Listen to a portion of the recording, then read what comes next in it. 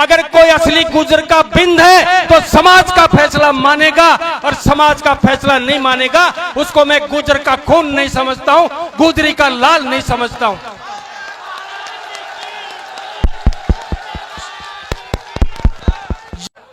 सर्वप्रथम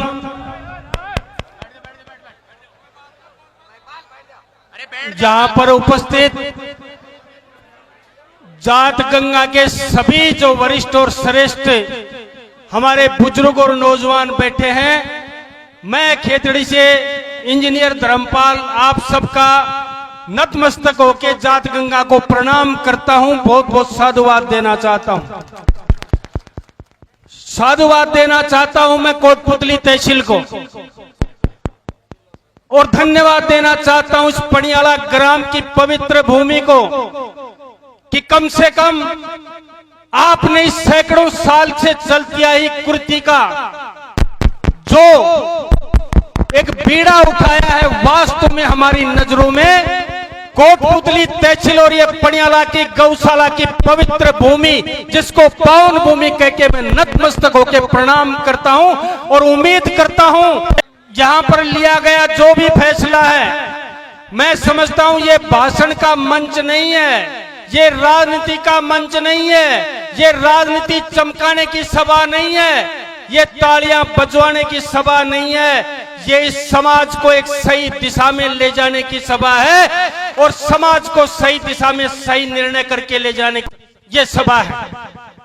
मैं कहता हूं समाज के साथ नहीं चल सकते हैं तो घर क्यों नहीं जाते, अरे जीना नहीं आता है तो मर क्यों नहीं जाते, सफर है बहुत जोखिम भरा, डरते हो तो उतर क्यों नहीं जाते, फैसले करते हो। मैं कहता हूं समाज के अगर 5 परमेश्वर भी फैसला समाज के हक में सुना देते हैं और समाज के लिए वो फैसला मान्य है, अगर कोई असली गुजर का बिंद है तो समाज का फैसला मानेगा, और समाज का फैसला नहीं मानेगा उसको मैं गुजर का खून नहीं समझता हूं, गुजरी का लाल नहीं समझता हूं।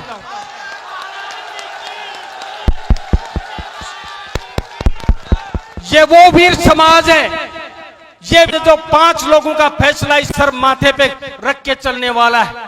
किस दहेज की बात करते हो, विदा को बंद करने की बात करते हो, अरे वीर समाज के वीर पुत्रों आज देखिए आप, कर्नल साहब की एक आवाज पर आधा हिंदुस्तान बंद करने वाला ये समाज क्या आज दहेज प्रथा बंद नहीं कर सकता, क्या बाल विवाह बंद नहीं कर सकता, क्या और हमारी समाज की कुरीतियां बंद नहीं कर सकता।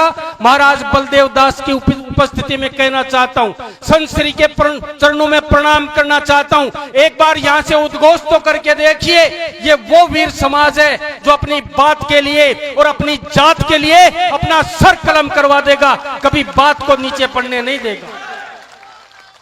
क्या बात करते हैं आप, अगर आप यहां से फतवा जारी कीजिए, किसी से विनती मत कीजिए, किसी से आप कुछ ले नहीं रहे हैं, समाज को सही दिशा में जाने का एक पथ प्रदर्शन कर रहे हैं, आप किसी से भीख नहीं मांग रहे हैं। समाज सैकड़ों साल से इन कुरीतियों के अंदर बंधा हुआ है, कुरीतियों के अंदर बंधा हुआ है। मुझे एक बात बता दीजिए, कोई भी बुजुर्ग खड़ा होके, कोई भी युवा खड़ा होके, किसी बुजुर्ग ने अपने पोते का दसोटन किया हो और दसोटन की वजह से वो थानादार बन गया हो, किसी ने अपनी 5 गांव की या 25 गांव की मेड़ की हो और वो छोरा थानादार बन गया हो, क्यों किस दिशा में हम लोग जा रहे हैं। हम लोग अगर शिक्षा की दिशा में जाएंगे, जो मेरे पूर्व वक्ताओं ने बता दिया है, उस बात को दोहराना नहीं चाहूंगा। मैं निवेदन करना चाहता हूं, खेतड़ी की धरती से आते हैं और कुछ साफ सुथरा बोलने की आदत है, इसलिए कई बार हम अटक भी जाते हैं और बुराई के शिकार भी बन जाते हैं। साफ कहोगे, निश्चित रूप से एक बात बुरी लगेगी, लेकिन उसके बाद वो बात कालांतर में जाके, एक कालखंड में जाके वो सत्य साबित हो जाती है। ये बात मैंने कल परसों सोशल मीडिया पे एक मजाक में कहा था। मैं एक दसोटन में गया था और राम सिंह चौटिया वहां पे भजन भाव कर रहे थे। मैंने मजाक में कही थी, यार आप ही लोग तो शुरू करते हो, कोटपुतली वाले शुरू करते हो, हम तो आपका अनुसरण करते हैं, खेतड़ी तो एक पहाड़ी क्षेत्र है। फिर कहता हूं आपने शुरू किया, उसका अनुसरण तो पूरी तरीके से नहीं कर पाए, लेकिन आप लोग बंद करोगे तो 100% उसका हम लोग अनुसरण करेंगे, ये आपको विश्वास दिला सकते हैं। मैं नौजवानों से कहना चाहता हूं, इतने बड़े मंच पर बहुत कम अवसर मिलता है, बहुत कम अवसर मिलता है समाज को सही दिशा देने का, और बहुत कम अवसर मिलता है समाज में अच्छी बात करने का। राजनीति तो हम रोज करते हैं, भाई को भाई से लड़ाने का काम करते हैं, जाति से जात को लड़ाने का काम करते हैं, लेकिन ये जात गंगा का पवित्र मंच है। इस पर जो बात अगर कोई बुरी कह के चला जाएगा, मैं समझता हूं नरक का भागी होगा, और गलत बात मन में रख के चला जाएगा वो नरक का भागी होगा। एक बार आप मुझसे पहले देवनारायण भगवान का जयकारा तो बहुत बार लगाया होगा, देवनारायण भगवान का जयकारा हर वक्ता ने लगाया होगा, लेकिन मैं आपको सौगंध दिला के कहता हूं, इस जो समाज जात गंगा के अंदर जो पवित्र मन से आया है और समाज के फैसले को जो 100% मानने के लिए आया है, वो दोनों हाथ उठा के देवनारायण भगवान का जयकारा लगाएगा। और जो बुरे मन से आया है, जो बुरे मन से आया है, चल के देखते हैं कौन क्या करता है, वो एक हाथ उठाना, बोलिए देवनारायण भगवान की। मैं समझता हूं इससे आगे कुछ बचता नहीं है मेरी जात गंगा के लिए, इस वीर जवान के वीर पुत्रों के लिए और बुजुर्गों के लिए। देवनारायण हमारे आराध्य देव हैं, और देव भगवान जैसे कोई पीली पगड़ी, कोई लाल पगड़ी, कोई सफेद पगड़ी के बुजुर्ग लोग बैठे हैं। मैं आग्रह करता हूं, ये वक्त आया है कोटपुतली की धरती को सरे जाना है और हमारे लोगों को लाभ मिलना है। जो पैसे में हम लोग विनाश कर सकते हैं, उससे समाज का विकास भी कर सकते हैं। सिर्फ सोच का फर्क है, सिर्फ सोच का फर्क है और कोई फर्क नहीं है। आज तक क्या समाज, कौन कौन से समाज कहां पहुंच गए।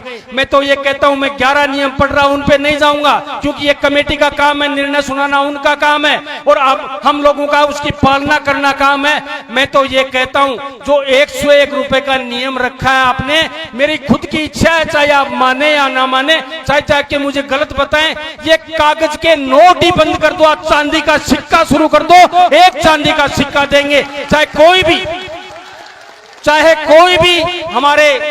कोई भी फंक्शन हो, चाहे कोई भी मंगलकारी हो, और जो भी समाज में, जिस गांव में, जिस ढाणी में, जिस तहसील में अगर इन समाज के नियमों का कोई उल्लंघन करता है, उसका जात बार करना तो कानूनी अपराध है, लेकिन उसका सभी मंगल कार्यों के लिए बहिष्कार कर दो, ना उसके खुशी में जाओ ना उसके गम में जाओ, जब जाके ये चीज कंट्रोल होगी। पुनः इतने बड़े मंच पर इतनी शानदार और जानदार जो कार्यक्रम आपने किया, जो हमारी आशा के अनुरूप आज बहुत बड़ी सफल मीटिंग यहाँ पे हुई है। निश्चित रूप से पड़ियाला गांव और आसपास के गांव बहुत बहुत साधुवाद के पात्र और धन्यवाद के पात्र। आज ये धरती भी पवित्र हो गई है, इतनी जात गंगा के बुजुर्ग और नौजवानों के पैर पड़े।